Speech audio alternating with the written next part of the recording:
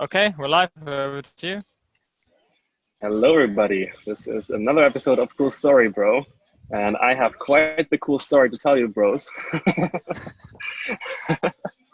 Where should I start? I haven't been part of the recent conversations and calls because I was pretty much head down in back-to-back, like in the present action, basically. I could not take time away from the context in which I was required to act in very present and aware ways. And so over the past 3 weeks, I have gone through a series of experiences that culminated about 8 days ago in what I've started calling my personal singularity.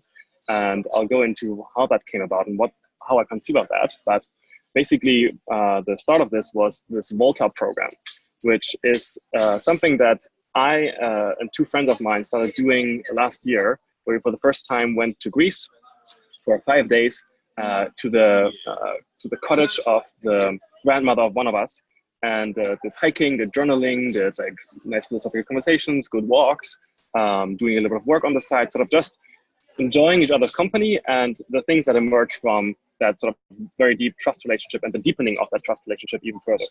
And so we started calling this a Volta. And we called it a Volta because we sort of thought about, okay, what other contexts like do people do this kind of stuff? And so when you think about the Stoics, how do they name themselves? They decide to name themselves after the context in which they were doing the philosophizing, the Stoa, which is the terrace of the palace that you walk up and down on, or that you just chill and just talk about stuff, literally. And so we started calling this a Volta because it's not for us a sort of stationary thing or one place, but something that you can do anywhere where you can walk. And Volta is a word that was imported from Iran or from Persia or Iranian into the Greek language, and is sort of equivalent to the Greek word of peripatetic or peripatetic, which is the idea of walking, like ambulating, right? And so, but Volta also has this nice association that my friend Antonio, an Italian, gave us, which we weren't aware of, which is sort of this volt idea, right? It's a spark, it's electricity, it's something that with a spark. And so now we start calling Voltas walk with a spark. And so the idea is, it's basically just people coming together, enjoying each other's company, going for a walk, like actually sharing some part of their journey through time and space, but with a spark. There's something that animates you, that sort of makes people resonate with each other. It's not just, hey, let's have a couple of beers and like lay back along the pool. And so it's sort of intense relaxation. And we started calling this, I came up with the slogan of experiments in experience. And so this has morphed over time now into something we decided we wanted to invite more people into, this way of being around each other. And so earlier this year in February, we did the first sort of commercial Volta, if you will, where we booked a little homestead in the countryside of Lithuania, 50 kilometers north of Vilnius. And we invited people to join us there, and 15 people came, I think. We had journaling, hiking, meditation, ice bathing, sauna, and conversation with a spark. And so in that context, we had quite the interesting experience, had lots of people sort of have new eureka moments, have people deepen their relationships. And as a result, the local community in Vilnius sort of grew just one little step further together. And so we decided to do this particular Volta when we were impatient to wait for the first Volta we had planned for just these 2 weeks ago, which took place in San Giorgio a Cremano, which is a little outpost of Naples in Italy, where we then ended up making the European Union pay us 20,000 euros to have students come from Italy, Greece, Spain, and Czech Republic to participate in this program that we themed Know Yourself. And so in the context of this program, we took people through a 10-day process that started out with us simply sharing our sort of thinking, the stuff that we are enjoying researching and that we think is valuable information for people to have available for them to shift their life in the direction that they care about. And I personally, at least, intentionally overloaded them with information that they were not able to put into action. for the simple reason that that then produced a strong frustration in them by day 5 that they were not able to like do stuff with this. And so they were like, chaos, I don't know what to do with this. And so with that chaos in place, with that sort of frustration in place, was the perfect moment to take a free day, give people the freedom to conduct their own like walking through time and space as they want to. And most people ended up going with us up the Vesuvio, scaling the mountain, scaling the volcano near Naples for 15 kilometers distance and 1,000 meters in elevation. And so that was sort of activating the body, bringing the body into this. And so then the day afterwards, we had a sort of cathartic release moment for people where we had David Frimmel, somebody who came to the first Volta and shared with us his interest in bioenergetics, the stuff that Elliot Hulse talks about a lot. And he came to this program now and then took us and the participants through a 50-minute Osho dynamic meditation. And so in that process, you have 10 minutes of chaotic breathing, which is basically not falling into a pattern and charging your body up with oxygen and energy, basically blasting free the pathways within you. Then complete explosion and non-inhibition, where you are allowed to express yourself without abandon, without self-censorship. It's like people start screaming, laughing, crying, falling to the ground, like something, curling up into a fetal position, all those things. Basically, for the first time in their lives often, they were able to fully express the things they have stored up within them and release the tension that they literally store up in their mind and in their body, in their muscles, that holds them back and that makes them procrastinate, makes them sort of not act, and really prevents them from fully expressing that spark of divinity that they have within them. And so in that sort of release, cathartic release moment, people were really going all out. And the beautiful thing was that we had them take blindfolds and blindfold themselves so that they were not sort of self-censoring due to the social space of people like observing them. And so I didn't have blindfolds because I was one of 4 people to make sure that they don't bump into each other, because if you have blindfolds on, it's hard to stay in space if you do this non-self inhibition. And so it was beautiful to see how people, like, for the first time, just express their like deep trauma, their frustration, their anger, their aggression, their neediness, all of those things, and had that release. And then once that stage, in that stage, I myself also participated. And within the stage, after 5 minutes, about 5 or 6 minutes of me doing like that, like expressing this aggression I had stored up within me, screaming really loudly, like baring my teeth, all that stuff, a fully formed thought popped unannounced into my head. And it was the following: I am a meta missionary. I convert people to their own cause. And so this was like the first time that God spoke back, the first time that God answered a prayer. And this is what a prayer is, right? The meditation is a prayer, basically. It's just that the way that we do meditation in the West and that we import the Eastern way of meditating is completely antithetical to what we actually need to sort of complement our daily just sitting still in our office job 9 to 5 and not doing anything. And so meditation, stillness meditation, is literally worsening the problem. So it's further self-inhibition. It's not expression. And so in this dynamic meditation, after that expression stage where you really break up that tension and you express that stored up tension, then you do 10 minutes of sort of warrior pose, jumping up and down, hitting your heels into the ground, reverberating through your body, and like vocalizing ho, ho, ho, like the warriors do in the tribal settings. And then at the end of that stage, you are sort of completely exhausted.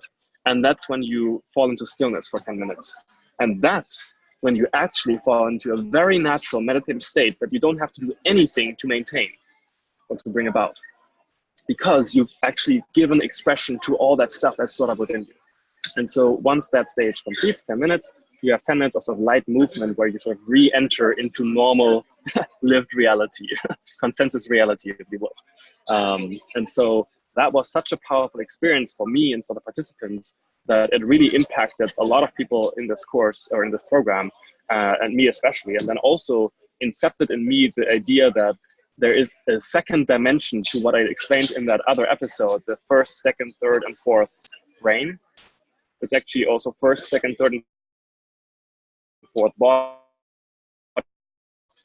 body and extensions of the body, or brain and extensions of the brain. And that particular framing is a very Western framing and broken down into those two separable things, which of course are not really separable, but you can sort of point towards them as functional units that have specificity. So it makes sense to separate them sometimes, but it's not actually helpful in some respects. So what I started thinking about is basically this is becoming what I now call the universal grammar of agency. And I'll tell you why. But so after that dynamic meditation, then the next day we had another collaborator come in, and she took the group through group movement processes. So it was basically the group just like practicing one particular individual, like being the perceiver and director of signals to the group, and the group responding to the signals. And so sort of syncing up their movements. And then they would switch roles, and like somebody else would move, and then the group would emulate them. And then they would have like a movement happen throughout this whole social body where they are all connected in a chain, and like one does the movement, and then they all like pass on the signal basically. And so this was a very powerful experience for people as well. I wasn't there, unfortunately, to experience it, but it basically gave people the opportunity to practice literally connection, actual human connection, and to participate in a group, in a multi-individual, as I've started calling it. Like, we are not individuals, we are individuals. We are actually divisible. We just don't like to do that because then we die. And we don't like to think of ourselves as just one functional unit that is kind of separated from the world by the membrane of the skin, right? But we are not separated from the world. We're actually participating with the world around us, not only with the nature, but also with tools, with technology, with people, all of that stuff, with energy, with light, all that stuff. And so this is another reframing that I've started really getting into, which is this idea of, rather than perceiving things, which is a very passive self-perception, you should think of perception and of action as participation. Perception as participation. And so perception is participation with the world. It's literally things outside of this functional membrane, your skin and your eyes and all these membranes that you have within you, passing through those membranes into your body and participating with the internal coherence of your body. And so you are not perceiving like in this Anglo framing where like perception is something that happens to you, and that is sort of this disembodied data set that you can like run like algorithms on or whatever, but rather it's something that you do. And it's something that you can learn to do well. And so the task in life is not one of learning how to see better or like be a successful guy in finance or whatever, but the task in life that you have is to bring internal coherence into existence within your functional membrane of your body mind, to sort of tune into that signal that you have within you, which is the amalgamation of all the different socio-perceptual and sort of proprioception and all the senses that you have within you that are your ways of participating with the world, literally. And to learn to speak those languages of participation with the world more fluidly, and to increase the range of ways of participating with the world that you have available. And so people turn bad, people turn evil, people turn malevolent when they have a very limited set of ways of participating with the world that then is no longer apt to the situation at hand. And then they feel forced to sort of act in the ways that they know how to participate with the world, even though they are not appropriate. And so people who, especially in the Western world, are so caught up in money as the uniform measure of valuable measuring of your activity, they don't know how to speak all these other languages. And especially in a hub like London that I'm currently in, like people are always and forever measuring, like, is this thing that I'm doing right now going to cost me money, going to make me money? Like, is this relationship going to cost me money or make me money? Is this thing going to like take me further away from like my success, whatever that means? And so the full sort of end-to-end process of how you can more fully express the fundamental principle of life, which is dissipation-driven adaptation, or rather the third law of thermodynamics, which is to more effectively dissipate energy to the surrounding area by complexifying yourself into a structure that can dissipate energy, can dissipate more energy than it consumes. You have to sort of bring your internal, like bring you as a unit into internal coherence so that all the parts of you are set into proper relationship with all other parts, such that none takes precedence in situations where it is not appropriate. And so what I experienced at the end of the program, and after one day that I spent in Leipzig to record a blockchain module for an online course about digitalization and enterprise, I had 3 conversations, one after the other on the phone. One with my colleague at Holo, David Atkinson, the commercial director. One with Skinner Lane, my longtime friend and mentor, and the founder of Exosphere, the community, learning and problem solving community I spent more than 2 years, 2.25 years in Chile and Brazil with.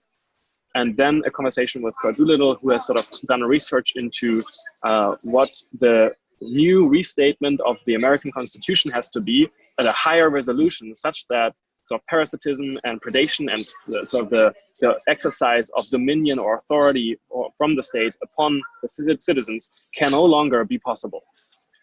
And so in the 3 conversations that I had a series of insight cascades, not an insight cascade, but a series of insight cascades. And so it was sort of a flow of flows, so like the ultimate flow experience, if you will, that came as the culmination of, by now, 3 months of uninterrupted flow state that I've already told you about in previous conversations.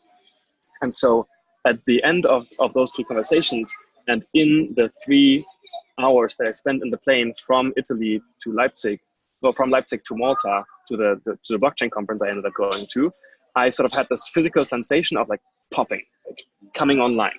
Like, whoop, I'm here now, fully. This is my essence, and now I'm just expressing. And I wrote down for over the entire course of the 3 hours of the plane ride, one single Evernote note that I started calling Toward a Universal Pattern of Agency. And so I'll just read you 1 or 2 sort of quotes from that, and then we can take that as the entry into the conversation. But basically, the thing that I realized is that if you want to set the world in order, if you will, you need to start with the individual, because the individual is the highest leverage point for each individual to bring themselves into internal coherence and to then tune their fork, basically, to be able to perceive that internal signal and the external things around them, to match their own perception and participation with the world into a functional agent arena relationship.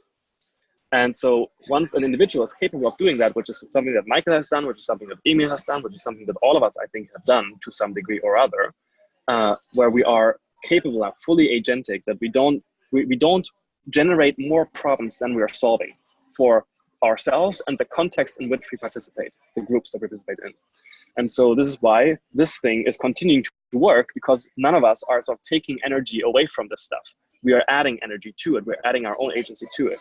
And so the way that you set the world into order again is by starting with the individual, tuning that signal perception thing, increasing the range of participation that that individual has available to them to participate with the world, and then to have that individual enter into stable trust relationships with other individuals who are in the process of doing the same or who already have done the same. And then to basically, like a tree, grow their root network, not bottom up and top down, but bottom down and top up. And so what you do then is you channel God, you channel the sun, the external energy source in our sky, by reaching upward and channeling God, in a sense, by tuning your perception, by looking to the sun like Michael does, by translating that energy source through yourself into action and energy, and by using that energy then to drive your root network, the things that ground you into the soil, down into the soil, and connect up through the internet, which is a mycelial mushroom network, literally extensions, like technology extensions of ourselves that connect us up into the forest. And when you do that, and you have the full process of energy translation from the top, from the sun, through the leaves, into the branches, down the trunk, into the ground, through the roots, connecting up to the mycelial network that then connects you up with the other root branches of the other trees. You literally plug into the network and you come online, and you're now available for a distributed cognition and distributed coordination process where the tree that has the most energy available and doesn't know what to do with it other than to grow himself can distribute that energy to other trees, can signal also when he is sort of in a situation where he needs energy, sort of sends as a SOS signals, and to do the accounting between the trees such that the whole forest as a superorganism grows. And so that's what happens when, or that's how you sort of get people into their own coherence, their own process, get them to express their full essence, their expression of their genetic code completely, and then to actually gain root access to their root directory. And like by using tools like the journal and Evernote and things and like task managers and all this stuff, you're literally self-coding on an ongoing basis by writing down stuff that further disambiguates your articulation of your own perception of the world and your own representation of the world with words, with language, and sort of makes you articulate your soul into a fully formed, beautiful tree in a sense, or rose, or whatever you want to call it. And so that's sort of the full, well, it is one version of the story and the frame that I've been developing, and that I think is setting into context everything else that you can do. And there's literally no way you can sort of deny this, because if you use your agency to deny that that is possible, you are still exercising your agency, which is a full expression of life, which is an expression of the third law of thermodynamics, and sort of just what energy is. Like matter, us, we are simply inorganic. We are organic combination of inorganic matter, right? We are brought together of inorganic matter. What is inorganic matter? Matter is just regularized densities or frequencies of energy, right? And so energy, what is energy? The totality of energy in the universe, there's no other way to call it than God, or like the ultimate thing, like the everything, right? That's what all the ancients, what all the traditions, all the spiritual traditions, all the religions talk about. Everything is one, right? And so then you can have also a complete cosmology where God is sort of going through this oscillation process of compacting into singularity, from the singularity, differentiating himself out, expanding out into sort of a full articulation of his being by making himself perceive himself as an object through the subjects that we are. And so then the process of the universe is expansion until organic matter, life, ends up hitting on the process of like using energy and bringing energy into further relationship with all other energy, basically the complete flow. And then you reverse the expansion of the universe by bringing into relationship inorganic matter into organic matter, which is just much more powerful energy, sort of expression of energy frequency. And then it pulls the universe together again and compacts again into a single point, and God is one again. And so this is something that scientists are not able to reconcile, because they are coming from a frame where there's no place for God. There's no place for transcendence. There's no place for something other than description rather than action. And so this is also a way that you can resolve the differences between religion and science by talking about how every single life form has to act. In order to act, it has to acquire energy. In order to acquire energy, it has to be able to perceive sources of energy in its surroundings. And it has to be able to avoid threats, which are other energy, other organisms trying to consume it. And so this is what is happening in our brain. Our brain has, at the bottom, the brainstem, the medulla, the reptilian brain, which has two fundamental modes, yin and yang, right? It's moving towards an energy source and moving away from a more powerful organism that wants to make you its energy source. And so everything else in our brain is a modulation apparatus that modulates the temporal expression of those two fundamental modes. And so the cerebellum modulates our capacity to express the moving towards and the recoiling away from modes at a higher sort of frequency, at a higher ability to switch between them. to more appropriately move towards and recall at a quicker time level. And then the cerebrum is the last thing, but it's the largest part of the brain that has grown, which is the further extension of the capacity to modulate those two drives, and which basically is that sort of, it's the ability to, it only grew as the result of our inception of consciousness. And consciousness came into existence when the two modes, moving towards something and recoiling away from something, were in one instant or in multiple instances over time, of course, in equibalence, in equilibrium, where, oh, I want to move toward it, but I can't because I have fear as well. And I want to have it, but I can't have it because the thing that you want to go towards is either dangerous to you or like evenly matched in your perception of its force, of its ability to consume you as well, which means that it probably took place in the context of a group of humans where the fear was, oh, if I move towards this prey, this animal that we've killed together or that I've killed, I run the danger of being attacked by the members of the group. And so all members of the group feel this sensation. And in that instant, they name God by the first proto-hominid moving towards it and pointing and doing a sign that then the other members of the group emulate, and then all sort of that becomes the name of God by pointing towards the thing that you want to consume but are not allowed to. And I got a quick question. Yeah. Why would they be afraid of other members of the group? Just carry on, but then because the other members of the group want to consume the thing as well, and so it would be a fight over an energy source. And so it looks like I gotta go in a bit. Oh, actually, no, there's still some people coming, so it's fine.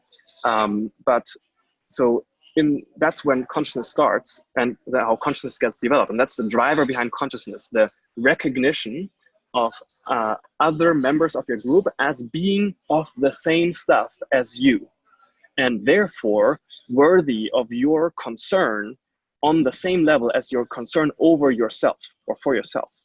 And so that's the start of a group identity process, where you start to recognize other members of your group as being the same thing as you. And that's where the spark of divinity thing also comes from, where you start to see others as being valuable rather than just as an energy source. And that's sort of the seed also out of which Christianity or all religions grow, like, oh, there is value in the individual. And so I started making this little note here. I don't know whether you can see it well. I'll start just at the top. And you can see here it says representation. What is representation? Pay attention to the word. It literally says to be able to represent something, to be able to pull something into a future present that you externalize at one point. Representation is the ability to take a context in which you are executing a pattern of action, and then to represent it at a future time to be able to execute it again. And so what happens is that you have a process of going from self and other perception in that instant, where you have that, like the first seed of consciousness, which you have in that first instant of the equibalancing of the movement toward and recoiling from, that then can turn into self-reference, the ability to reference yourself as an entity and others as well, and not to see them just as things to recoil away from or things to move toward to consume. And so that process, by like turning from perception to self-reference, self-perception and self-reference, or other perception and other reference, happens via the use of mirrors. What are mirrors, or eyes, or lakes, or like water bodies? They are like information reversal gates, right? They allow you as an organism to perceive a signal that you yourself are producing in that information reversal gate, and to sync up your movement with the signal you are perceiving back from the information reversal gate, right? Like when I'm standing in front of a mirror, I act and I see something moving according to my movement, and the signal is sort of syncing up. And so it's coming into synchrony. And that allows me to perceive myself as an actor, as an agent, as a person, as something that acts, not as something that just is unconscious. So you gain consciousness of yourself through that. And this also happens not only with like water bodies, or with mirrors, but also with eyes, seeing yourself in the eyes of another member of your group. And that's then the ability to share attention and direct that attention onto an object or something that is in view between all of you, and to be able to reference in a communal setting. And that's the start of language. And so then from self-reference, you can get to self-realization. What is realization? It's the ability to take those, take that self-reference, turn it in on itself, and to integrate the stimulus response pathways that are automatic, that are intuitive, that are genetically determined of you acting on a signal, on a stimulus with a specific response, integrate them into your being and represent them or see them happen, and therefore gain knowledge of what particular response you are coded to produce according to a particular stimulus, and to gain, like, to realize that. And then from that realization, you can get to self-transcendence by the process of externalization. By taking what you have, by taking the realization, externalizing it or representing it as an object, as a name, as language, as something that you can point to for yourself and for others. And this is where literacy is also so important, because literacy literally developed our consciousness because it gave us the ability to re-present something that we want to be able to point toward at a future point in time. And so this then is also sort of going through through a full end-to-end process of like you have at the first the ostensive, which is something to be able to point towards stuff, which is the ability to signal to the members of your group that there is an opportunity or a threat in your environment, right? Like you detect it as an opportunity or a threat, like an opportunity for energy acquisition or a threat to your integrity as a being that continuing to exist. And you signal that to the group. From there, you get to the imperative. Like from the ostensive, you get to the imperative, which is basically sending a query or like doing the signal, but the thing that you want that signal is indicating is not actually there. There's actually no threat. There's actually no opportunity. And so that then becomes misapplied by the members of your group, and they start to bring the thing into view that you were signaling that wasn't there. That's an imperative. That's a command. That's something where you say something, the thing that you're saying is not actually in view. It's not actually in the present.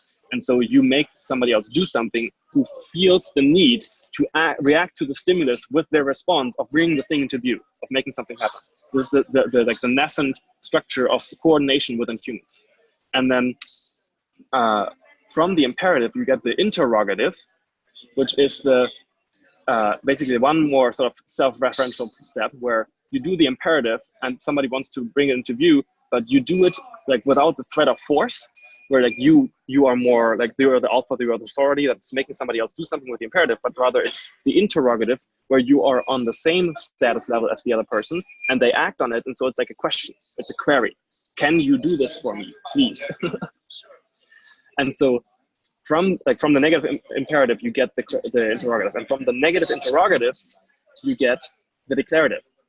What is the declarative? The declarative is the ritualization and materialization and externalization and encoding of signals. So the declarative is everything that philosophy does, like or modern Western philosophy and the Enlightenment, like. The thing that happened once literacy became a massive process and a massively distributed capacity in the social body. And so, but the problem with literacy is that, and with modernism, is that modernism is the stringing together of experience sort of nodes, like basic points, into a line. The mathematical structure of modernism is a line, taking your parts of your perspective, parts of your experience, and setting them into a logical relationship, into a flow that other people are able to follow, and that is basically coding, social coding of stimulus response pathways. And so, does that make sense? Yeah, I'm still following. I'm just I'm trying to unpack it, but I'm finishing it up, and we'll be able to unpack the stuff in another time as well. But so sorry about that. But so the problem with modernism is it's just one line. It's just one perspective of one individual, one node and network. And it is selecting specific nodes of its experience to string them together into one line. So postmodernism was a reaction against that. It was the reaction against the string together of a line out of individual perception, and then making that modernism making that perception like authoritative, objective, so-called objective. And so postmodernism reacted against that and said, hey, and asserted correctly, hey, you guys are leaving out all these other sense data and experiences that other people are having and that you had, that you are not actually putting to the line, that you're trying to code us with. Yeah. So I got to go now. I'll just finish this one point. And the structure of metamodernism is the tree structure. It's one particular type of graph that allows a tree, a branching tree, to proceed forth from an individual perspective, which is always a decision tree, right? You can choose to go this way or you can choose to go that way. And so you have a multitude of branches you can pursue, but you need to keep in view the full view of what you could have done or what you can still do, such that you can dynamically readjust to match your actions to the environment. And so this is then the culmination of sort of modernism, postmodernism into metamodernism. And so this is, again, where we return back to the trees that I originally talked about earlier as the metaphor and the parable and the actual structure that we have to conceive ourselves of to enter into proper relationship with all the scales of life below us and all the scales of life above us. So with that, I gotta go. And I am sorry to dump this stuff on you without further explanation and triangulation, but we will talk about this at another point. And you guys can do with this what you will. Very cool. Thanks for that. Yeah, we'll unpack it and you can listen to the recording and see if we got it right. Awesome. Talk to you guys soon. All right, buddy. Safe travel. Bye-bye. So that was 43 minutes of Moritz and Flo. He's on fire. Yeah. I took away some interesting stuff from that. Yeah, a lot of stuff obviously resonates with like my experience, and so I'll try and unpack a bit of what you're saying, and then we can carry on if anyone has any thoughts or questions. But from what you're saying about becoming a meta missionary or like converting people to their cause, I think that's kind of what I'm feeling as well. Like sort of meaning or purpose comes from helping other people to find out, more about their essence and to know themselves. Really comes back to that, right? So that process you talked about, Volta, that sort of walkthrough is sort of one way of just shaking loose some of the cobwebs in the brain. And like Osho active meditation, something I did actually in the Osho Center 10 years ago. And, it's just like a powerful way of just releasing whatever's, running around there. And then once that's released, then insight and creativity and stuff comes, right? It's that kind of like eureka moment in the bathtub when then you're really fully present and relaxed, and then the inspiration of the spark comes through. And so I think there's definitely different techniques for that. It sounds like what he were doing in that room or that event was pretty powerful. But there's different ways of reaching that, and I think kind of also what he mentioned about thinking of yourself as a tree, reaching up to the sun, reaching down to the ground and the soil, and those roots and those networks. You can tap into like some very powerful information fields and networks basically in nature, and they really give you context of who you are in a very different sense than society and culture will tell you what you are in terms of your consciousness or your being or your essence. And so we have this sort of identity or ego that we grow up with. We're conditioned to think we are this person, we have this passport, we have this whatever life, and that becomes a story that again is very limited part of who we are. And the other point you mentioned was that we're typically trained to be quite passive, and also our understanding of the universe is quite passive, right? We assume everything is kind of dead matter just floating through the universe, and it's all just random. There's no real consciousness or life there or intelligence, and so therefore there's nothing really to look further, right? If it's all just dead. But in the same way, like we're taught school in a very passive way, given instruction and education in a very passive way, and then the basic problem, which I talk about a lot, is like we have too many consumers and not enough producers. And the reason that is because everyone's just passively consuming whatever is coming at them, right? And now we just have more and more information, more and more like things to absorb, and you get sucked into the matrix a lot when you're in that sort of state. So when you come out of that one context, you shake off all that conditioning with these exercises, and you get back out into nature, and you create your own sort of senses, like he's saying, you're using your eyes, using your senses to tap in, sense energy around you. And yeah, in a fundamental sense, obviously for survival, we're designed to, find energy sources that we can consume that give us life and avoid ones that maybe will threaten it and take it from us. And there's that constant feeding of energy always going on. And then you start to realize, the system that we're born into is just another energy feeding system. And it's feeding off you in many, many ways, right? With taxes, with your attention, with all these things it demands from you. And you feel like it's an authority you have to subjugate to, right? Because that's how you're conditioned. It's just the most powerful thing around, and they put you in jail or they threaten you with, whatever fines, and so this becomes real for you because you're living under that system. And so any sort of time away from that system or the power to break away in one form or another, you look back at it and you realize it's just an energy feeding system, and it kind of depletes you in many ways, right? Because it doesn't really give back what you need for life, like the essential qualities of life. What he was saying about where things are kind of regenerative. That's something I talk about a lot, where you're taking in more energy than you're consuming. And that means you're always in a surplus. So, I talk about it in terms of biological bank account and the physical aspects. But if you look at like how people are typically in their environments in a modern context, is like there's more being taken out of them. They're being depleted faster than they can give to themselves because their energy sources aren't very high quality, right?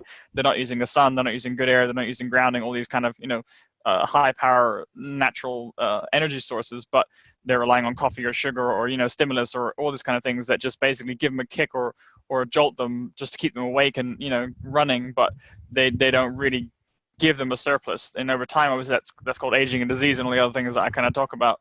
So I think to get to that kind of place of agency or sovereignty that he's I think getting to, that's his roundabout way of saying that you can break out of that type of system of conditioning or thinking, and especially of who you are, who you think you are, and maybe the passive just consumption of things that tell you who you are and reinforce that one side of you, of your being. And then you start to sense the energy that's actually much more powerful, and that gives you a surplus, and that feeds you, and then your whole life changes essentially because you now have way more energy to produce. And at some point of abundance, where you have like a feeling of real abundance, then that's kind of what you're saying, where you will sense other people around you, not just like trying to determine, can I take energy from this person? They're going to take energy from me. And that kind of scarcity mindset, which I think affects a lot of business and commerce and just general relationships, right? Even couples and things and families, that constant sort of, tension between tribes and countries, and everyone's doing it at all levels, right? Up and down. And that's because we're living this sort of scarcity because we're not getting good quality energy, and our context is kind of, we've lost a lot of our who we are and understanding who we are. So when you feel like you have that abundance back and you're taking in like high quality energy and you've got this real surplus and it's really building and building, you start to see other people as just other sort of representations of yourself. You start to see that meta missionary thing that I started off with, that he kind of mentioned, is that you're converting people to their own cause. And if you can help them to see, what you're seeing, which is this sort of massive abundance and surplus available, you can go help them to tap into that. And then from there, they unlock themselves, right? So you're not some like authority over them, but you are an equal, like he's saying, and you're just basically saying, hey, look, this is a way, this is a place you can go and help, unlock and know yourself better.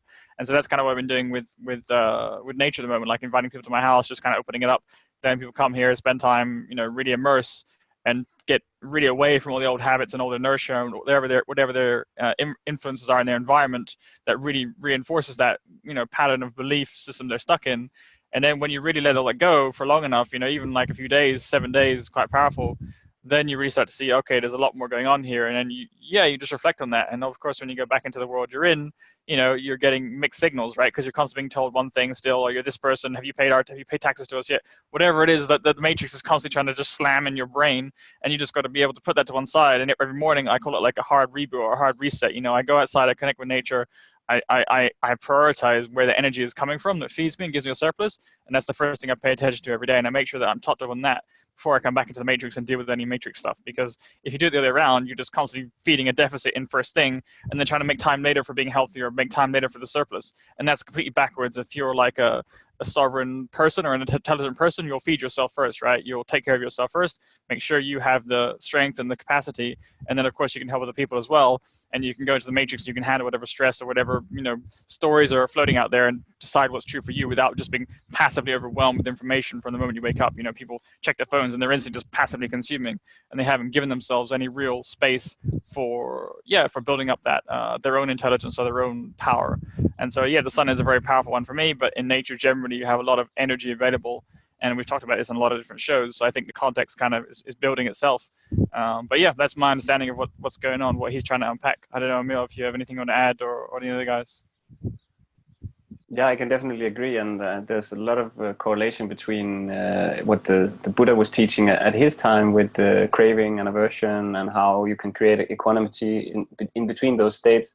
And then I guess what's happening to related to what you're saying and what he's saying as well is you're kind of getting information or energy from the source, because you're not running towards the future or living in the past. You're straight in the moment where you're connected into what is. And when you're connected to what is, then you don't need anything else, because what is always perfect if you realize that you have everything you need in this moment, and that you need a very pure state of mind to experience that. And it seems like he's been reaching that through a lot of flow lately, and a lot of experiences with different modalities and stuff. And it's just really interesting to see how he was so much on fire today, and just he was super high connect. I almost couldn't follow what he was saying sometimes. Some of the words. I thought I talked fast, but I think I need to slow him down and put him on half playback. Yeah, it was really interesting to see. He definitely had some kind of a very spiritual and interesting, intelligent experience happening to him lately, which kicked something off, and it's just very nice to see how it affects him. So yeah, but definitely the way I see it, he's been going through. Yeah, I use the Buddhist modality to figure out how it looks, and it seems like he's reached the state of stream entry. They call it within Buddhism, where they actually call it this, like a pop. There's something clicking. It feels almost like the brain is expanding, and it seemed very similar to what he was saying today. So I just thought that must be what he's experiencing, and that comes through. With a lot of new insights, and he experienced that as well. And he has a strong focus, strong concentration. So it's going to be really interesting where he can take this, and what he can get out of it. It's always fun interesting to watch.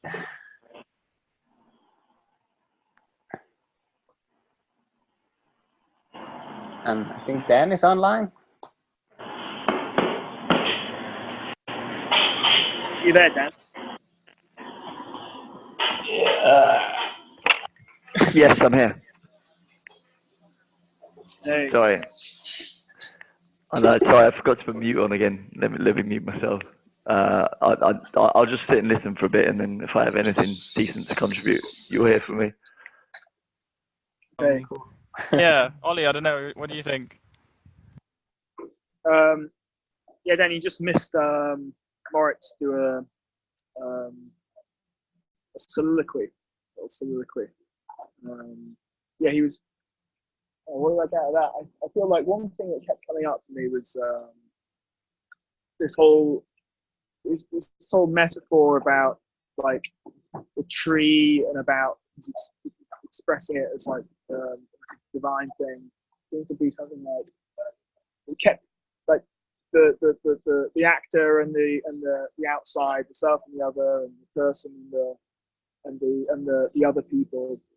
It seems to be focused on that interaction between those 2 points, between the whole thing of feedback, especially what he was saying in the beginning. Everyone has their own individual way of expressing themselves, and his thing is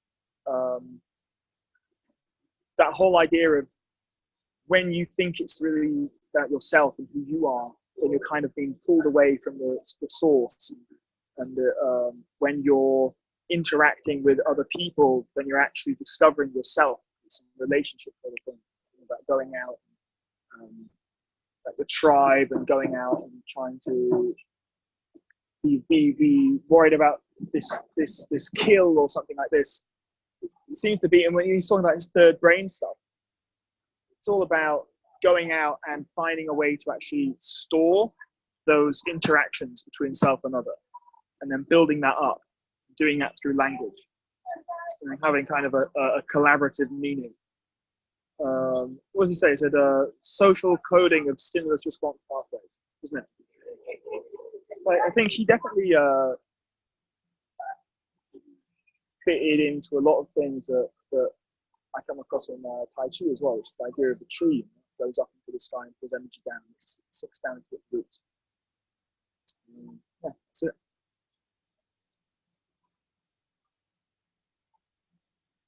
Hello?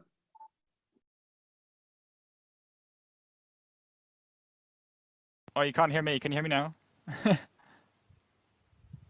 Yeah, I must be muting myself. Um, yeah, I think the tree was my favorite part of the whole story, which is, think of this, think of yourself as a tree and how a tree senses energy and where it gets energy from and how it protects itself and communicates with other trees, and like that cooperation that happens between them is for the survival of them all.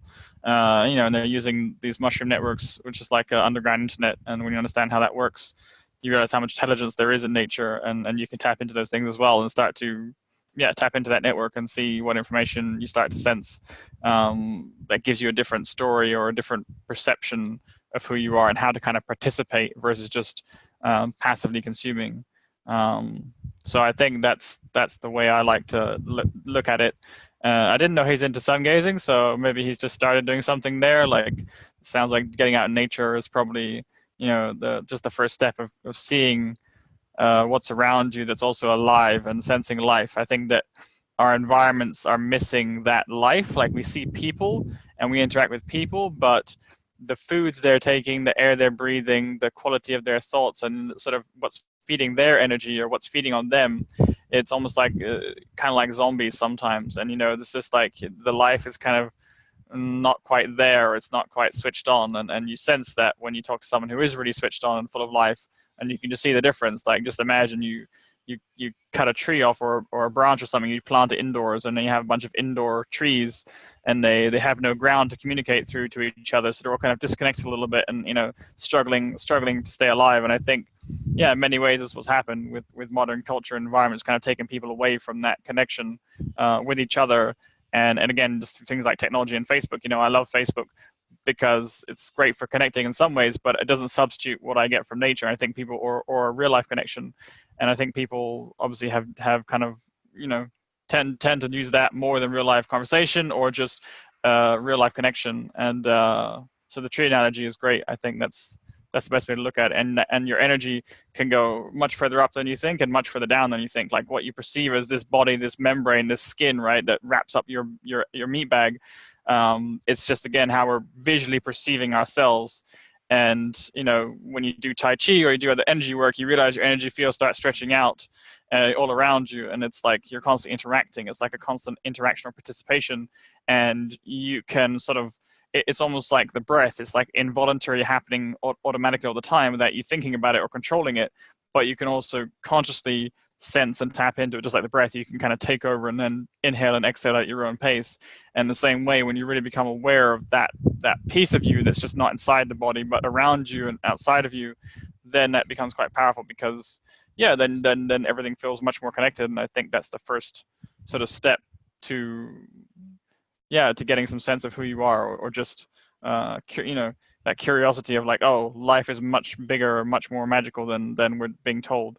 So the typical stuff about diet and health and exercise and all this stuff is just, again, looking at the meat bag and not really looking at the energy or the relationship to other energies around you. And it's interesting. I watched a documentary on aging and longevity yesterday, and it was a very mainstream kind of video. It was interesting, all the stuff about telomeres and metformin and all these things they're doing with worms to increase lifespan and caloric restriction and stuff.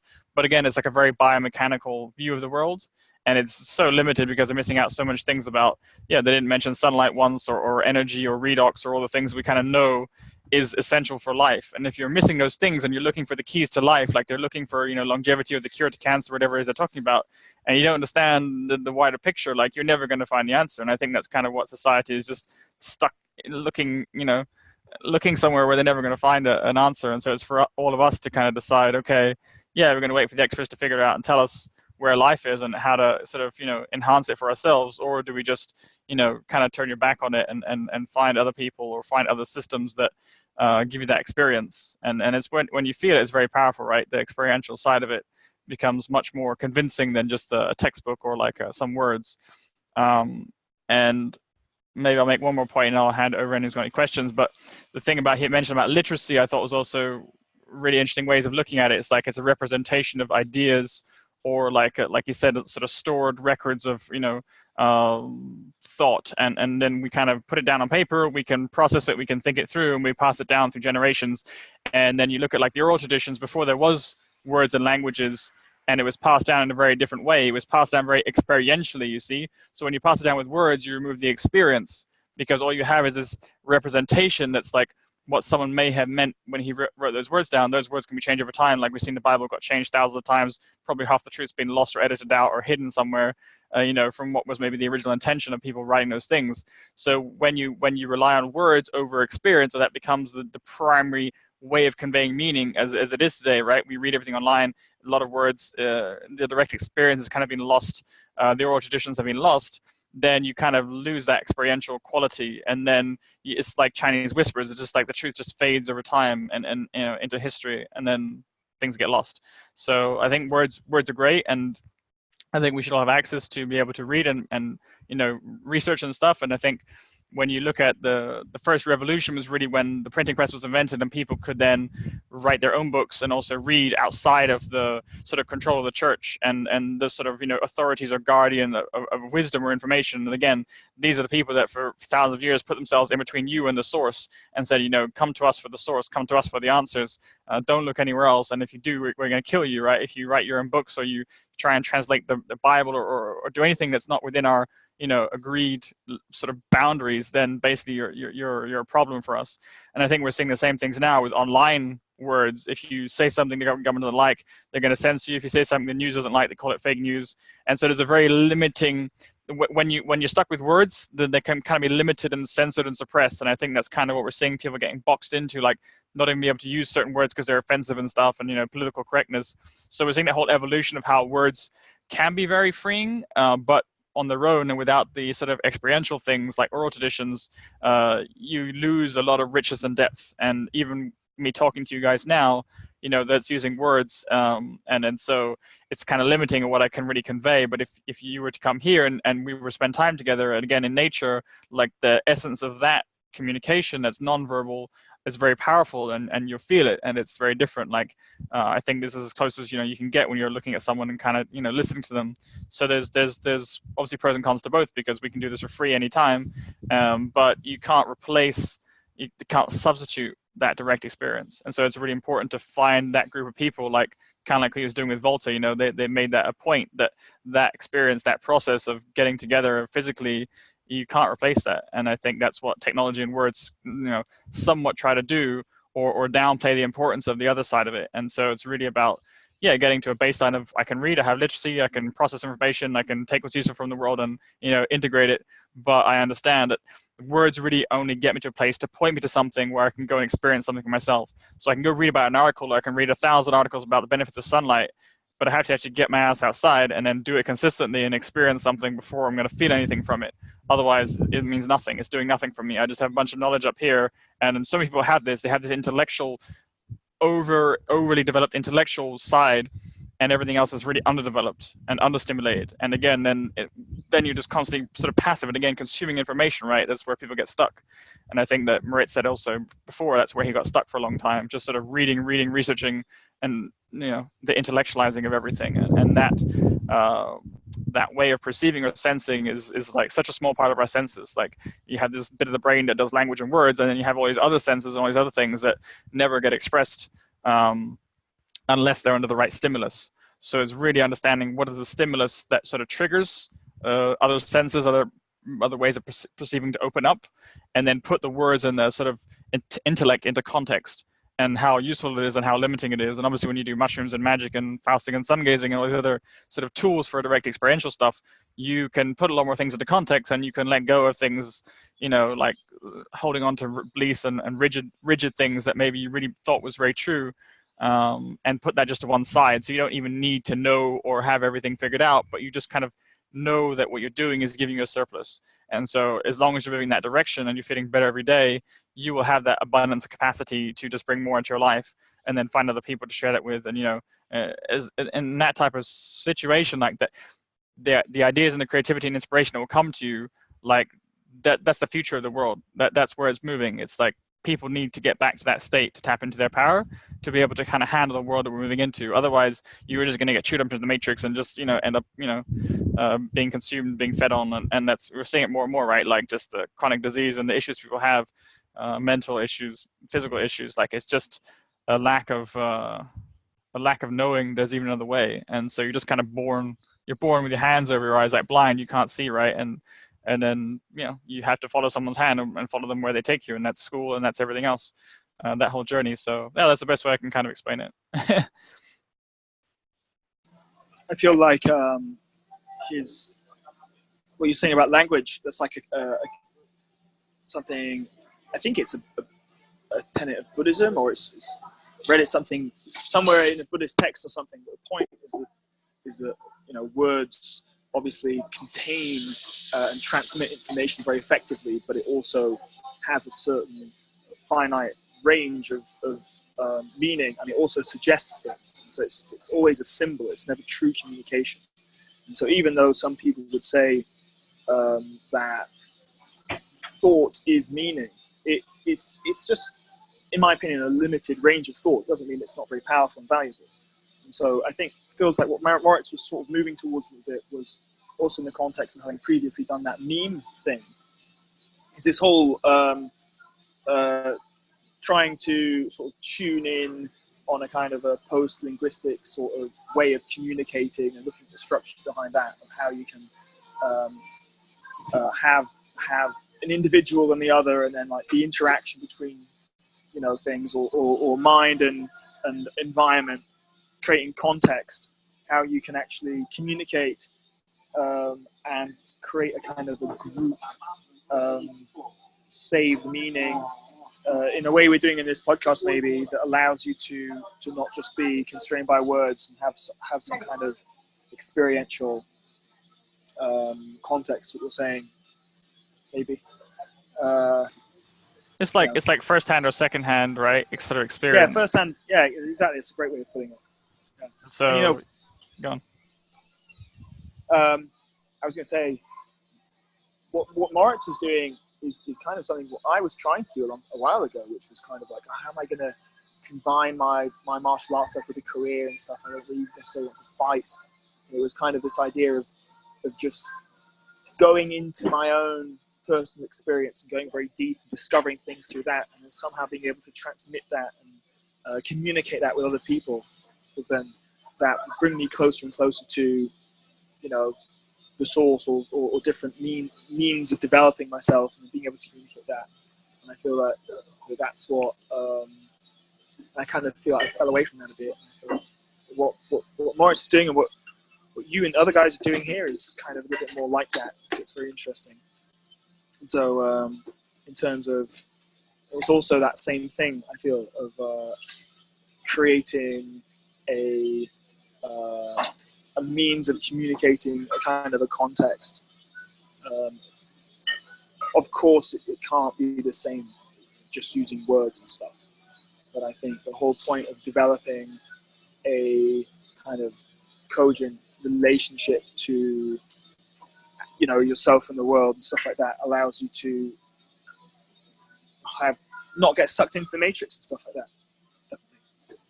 Definitely. Does that make sense? Yeah. I think having a practice, like, I mean, you do with martial arts, but for me, it's just like a daily practice, and whatever you can do that really gets you out a little bit, out of your mind, out of your body, out of your other, you know, typical ways of thinking and processing. Like, as soon as I switch on the laptop and I load up crypto and I'm loading up, you know, new sites or whatever it is, try and figure out what's going on so I can run my business and stuff and help other people figure out, kind of trying to predict the future almost, so it's just see what's coming and those patterns. Like, you're in a way of thinking, right? You're already, you know, this is like the box you're in now, and so you're kind of just within the confines of that. And so if I just spent all day doing that, I think it would be quite limiting, and I would be maybe even depressed or anxious the way the world is, or there's other issues, you know, I've kind of worked through and trying to figure out or understand how the world works. But what I've understood is that that's just one world and one reality, and it's made to seem very real, right? You switch on the news, they say this is what's happening, and so again, it's like you're just being fed a story. And I think the more interesting stories is the ones that you're not being fed to from some authority or some, you know, brand or some expert, and where the truth has already kind of been established, right? We have so many consensus health things now, which to me I always smell as bullshit, like things like whatever vaccines or climate change or going vegan or saving the planet, whatever those sort of themes are. And I think we'll talk about more of those on the show. But every time you sort of run into that, it's like that's just a story, and where did that story come from, and who started writing that story, and where are they trying to move the audience to, right? Because it's all about moving people to a place, to a feeling. Either it's a feeling of like fear, or if you're trying to help someone, empowerment. And so there's different narratives and stories to pay attention to. And I found that the stories in nature are just much more interesting because I feel much better and more at ease.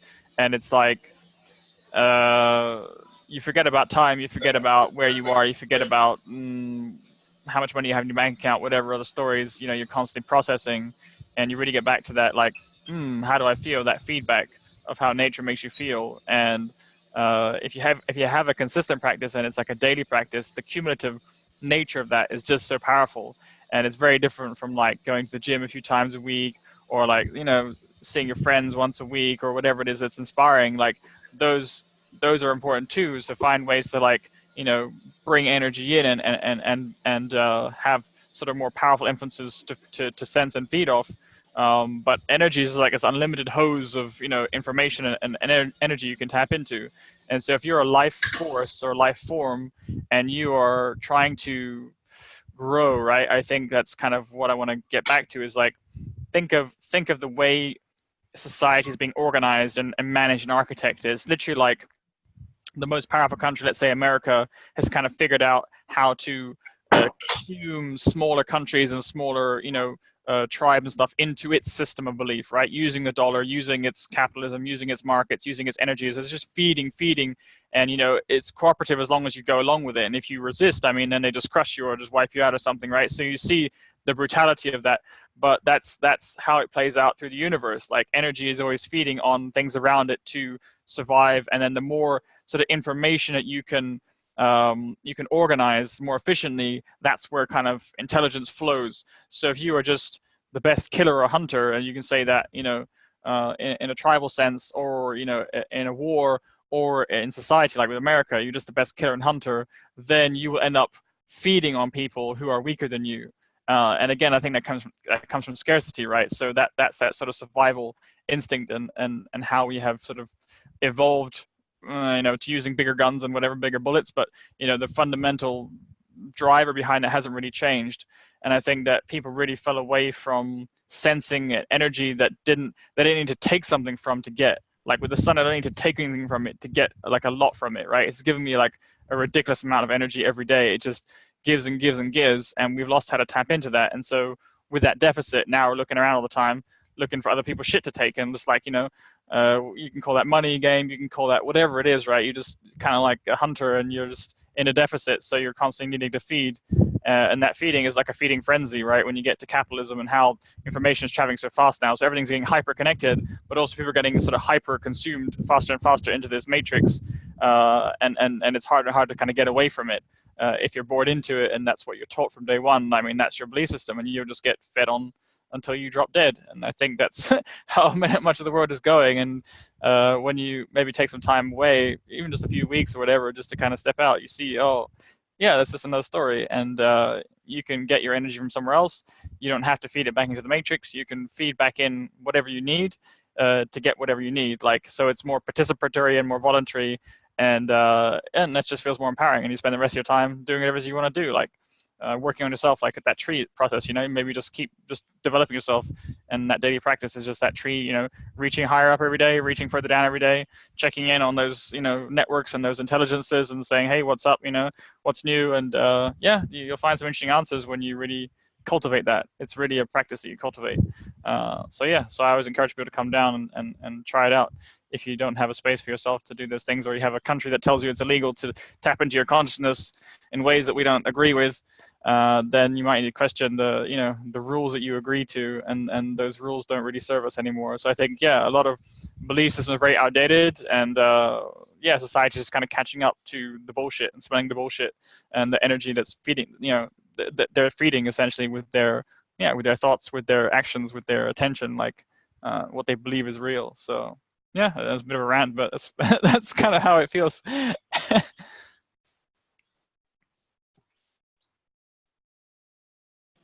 Yeah, I think it's a good rant. It definitely, I agree with you. I think the point about having your own practice something you can go into yourself. And there's a Taoist saying, like the whole universe is inside you, basically, to paraphrase. And I feel very strongly, if you can step outside, if you can find a neutral baseline within yourself and step outside of the different inputs, then because you're a part of the universe, you can see those same patterns. The deeper you go into yourself, the more you're able to then recognize those patterns in the outside world.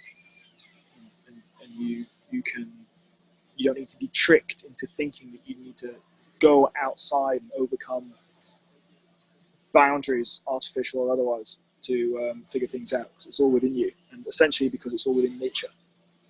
And yeah, it's pretty important to not get sucked in. If you don't have that baked into your lifestyle, then it's a problem. Yeah. Yeah, and that also means if it's all within, you don't need to go anywhere, right? So we're always looking for answers like, there's this event, there's this retreat, there's this guru, there's this expert, there's this whatever content I need to consume.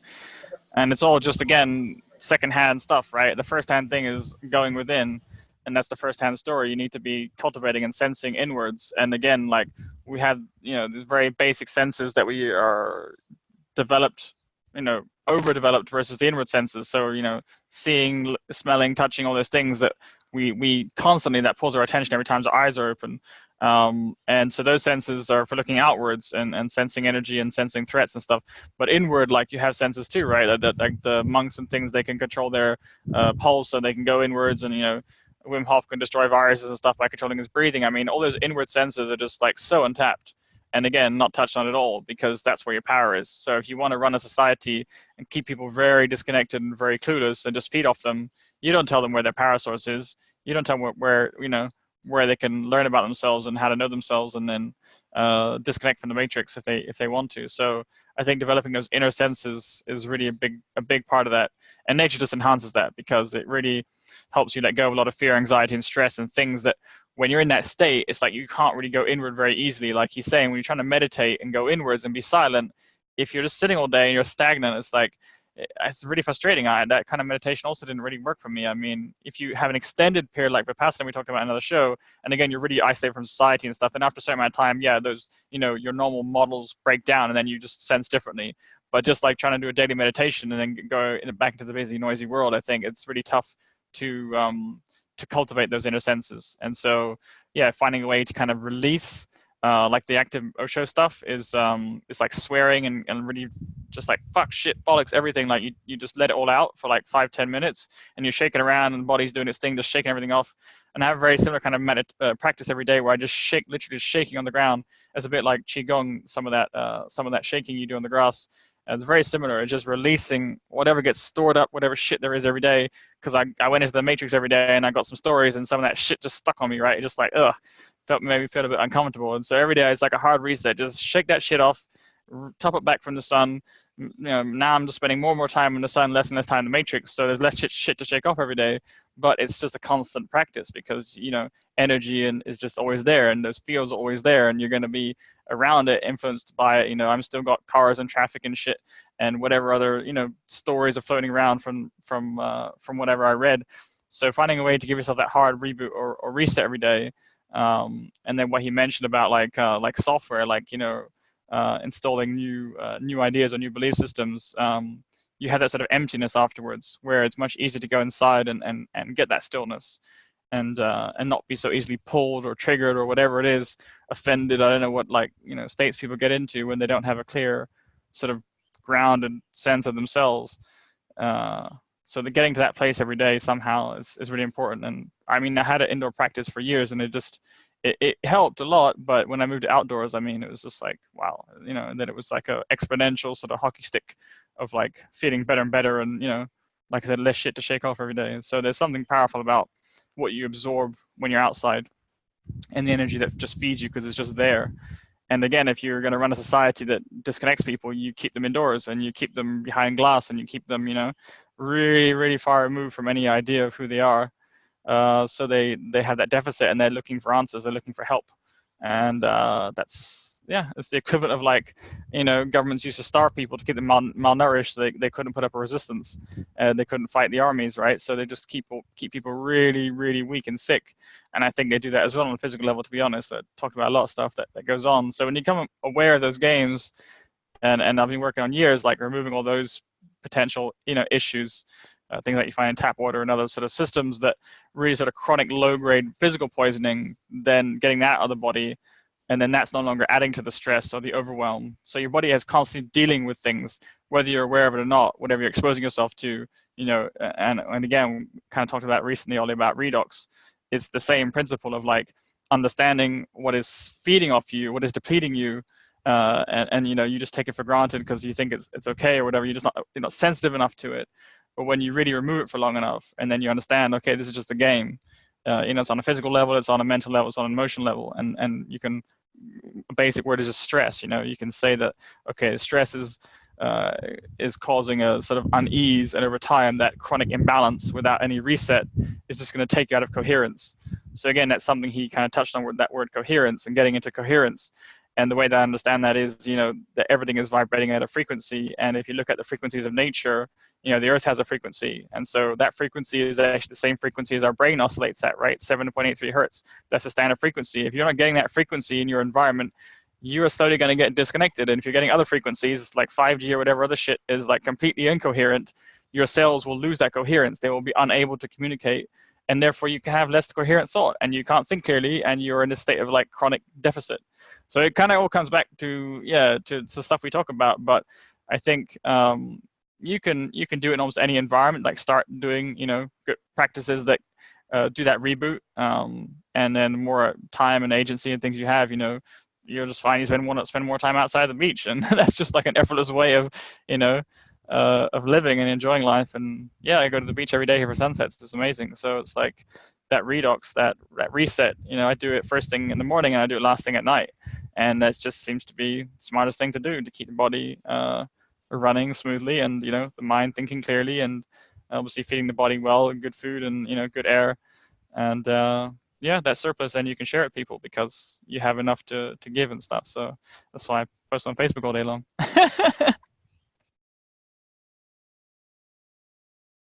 Yeah, definitely. I think the most important thing is probably to change the environment before you change anything else, because you can, as you say, you can change diet and exercise and everything, but if you're in the wrong environment with 5G or just living inside and no sun, like me, I've actually been a bit not depressed, but I've been feeling very differently. I felt like how my mind is working differently, how different thoughts are coming in, because we had rain for about 2 weeks now.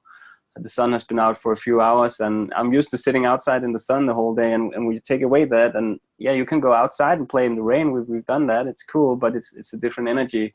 I feel like low voltage. It feels like I don't have the capacity anymore to do the things that I'm done. I've been working on a lot of stuff that needs fixing as well, inside, indoors, all the paperwork and stuff, and it's good to have that done. But it's two different worlds. It's a world of disconnection and a world of connection. Is like being plugged into the universal life force, the sun, the earth, everything, and then take away that, and it becomes so clear when you're used to doing it a lot that, and if this is how most people live, they're not even living. It's like they are, and I have been living like that for now a few weeks. It's not life, it's something else. You can get by, you can still, but that's when all the weird stuff starts coming up, like you get grumpy, and all the small stuff suddenly matters, like who did the dishes yesterday.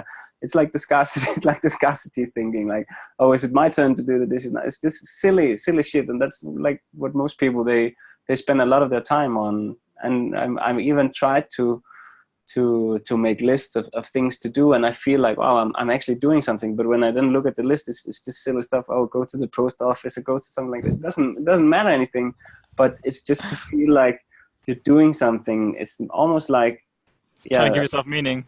Give meaning to life. But when you look at the list, it's meaningless. Like, oh, go to the post office. Oh, change the car tires. All this stuff that we do, which has nothing to do with living or being. It's just doing, because we are really disconnected. Because when we sit outside in the sun all day and play, we don't do anything, but it feels just like we're living. And the contrast is just is heartbreaking when you really sit in the mud. I would almost call it, because it's been raining so much. When you see that for 2 weeks in a row, and I almost felt like how parts of the brain are shutting down, where all the critical thinking and all the ideas and everything, how it's just shutting down because of lack of energy. And then you're sitting there, you almost can't remember who you were 2 weeks ago, where everything's possible, and like, create your own reality because you're just connected to everything. And then you're just inside and looking out the window, and I was like, oh, I don't know what to do anymore. And I guess that's what happens to people, and I guess that's why I'm experiencing so much, to really hammer down that experience so much, that I need to change my environment if I want to live the life of my dreams, and the life I've seen possible, where the mind is just functioning like we saw Morris today. Like, he's just on fire. Everything is just sending signals. He's picking up ideas from everywhere, and yeah, it's a different life. So I think the environment has to be changed first, because in Sweden during spring, winter, and autumn, not possible. Maybe a few weeks in the summer, possible to live the highly coherent, connected life when you connect with nature. But the sun has such a big part in it, that if the sun is not there, then you have to do something very, very actively to connect to some of the other forces. And I remember we talked, or I mentioned the what is it called, the cosmic orbit, microcosmic orbit. I still haven't done that, but apparently that's a way to connect to some of these other energies without having the sun around, without being outside. But I'm not sure it can do some of the same stuff as really being outside. But I'm slowly trying to find ways to integrate energy when the sun is out, but I haven't found anything so far still that reminds of it at all. So it's hard to probably substitute for that. I think there are practices, like when I'm in UK or colder countries, I do the same daily practice I do it outside. I'm maybe less comfortable, like it's cold and it's raining or whatever, but that reset is still the same. I still got that reset every single day. So that means I'm not going to degrade or fall back into whatever it was, before I got into this habit. And so I'm less likely to fall into incoherence. So I really think of it as coherence and incoherence. And if you're feeling incoherent, you got to go back and find those sources that have coherence. And things like grounding, things like nature, the breath, doing all those things. It's like I go outside, and if it's cold, after like 30 seconds of burpees, I'm warm, and then I can do my routine for an hour and a bit, and then come back inside. And maybe, I'm not outside as much of the day, but there's still a lot of natural light through the clouds. There's enough to get me through the day. And again, like typically I know from in my mind, it's not indefinite. Like I'm not living in UK. I can say, okay, I'm going to be gone somewhere in another month or something. So it's that impermanence helps me to not think or just get caught stuck into a trap of just like, oh no, this is terrible. Like you do need to feel you have control of your environment and find something that does feed you. So like I always know, okay, I'm just here to see family, and so that is enough energy and novelty and things to feed on, and I'm feeling great. Like with that experience. And so yeah, you want to think about like longer term where you can have that. So that sort of setup. I mean, yeah, you've done this stuff before, so you know what I'm talking about. But yeah, it's interesting stuff. I got to go, guys, because it's coming up on time here. But it was a really good chat. I don't know anything else. And is there anything to add, or we can wrap it up here? I just want to add one thing, and that's I definitely know what you guys mean about being in that kind of state and then out of it, and how it then can feel kind of everything seems very easy and coherent, and kind of difference between living and not. Whatever. My point is that I do feel that probably it's possible to do it without sun, but it's much easier. I had times in my life when I was doing Kung Fu, I was training, I would get up and meditate and train and then stretch, and then it would be 3 hours and it would be my warm up, and I would be doing that all day. And then I had times where everything was just in the perfect frequency, and more intelligent and aware and happy and strong. And then it is hard to say because I would go out and train in the mornings. But I would have periods where, I was able to sort of do that in the winter. And I was doing sort of microcosmic orbit stuff like Taoist meditation, Qigong stuff. And I've met people who can do similar things without having any real kind of stuff with the sun. But it's kind of like maybe they're kind of just maybe you don't have to be sitting in the sun, you know, or maybe that's the easiest way. But yeah, I think that there's definitely a way of. Well, I think the point is about tuning into energy in a way that you're able to engage with it properly. Even if you were just grounded, like just imagine you're sitting at your desk right now and I'm here and my feet are on the ground outside. Just imagine that all day long. Yeah, Emil's grounded. I mean, those basic things that keep you in coherence with the Earth's natural rhythm. So something as simple as that. Sleeping outside, I realize, is huge for me. Like, I don't do that still, but I would love to get into a practice where I'm actually sleeping outside. I feel like that would, again, slow aging and disease and increase coherence massively because you do so much recovery in your sleep. So having a good sleep practice is massive to waking up feeling in that state. And again, if there's anything in your environment that is not giving you a good night's sleep, every day you wake up less coherent and you're struggling. I mean, then you're reaching for the coffee and the sugar. So there's many influences or many ways to get it. Like the sun is just the easiest without really having to do anything. For me, it's effortless, right? But you can develop, and I'm sure all these monks and these people are cultivating things that give them that state without the sun, because they're in countries where it's cloudy and they're not able to tap into it as much. But there's this other, for sure, there's other forces out there. So yeah, I'm sure we'll pick this up again in the next show. Maybe talk about some of those things. I was going to do a show on stress and inflammation. I think that's really related. So that could be a nice follow up once you guys had a chance to watch the last call from Tuesday. Cool. Yeah, I'm about to start a fast today, so I'll probably try and fast through until tomorrow. So I'm nice. Detoxing, feeling inflamed today. So I'll see if I'm more coherent on Tuesday. Awesome. All right, guys. Well, great chatting. We'll catch you next week. See you later. Thanks, guys. Bye, guys.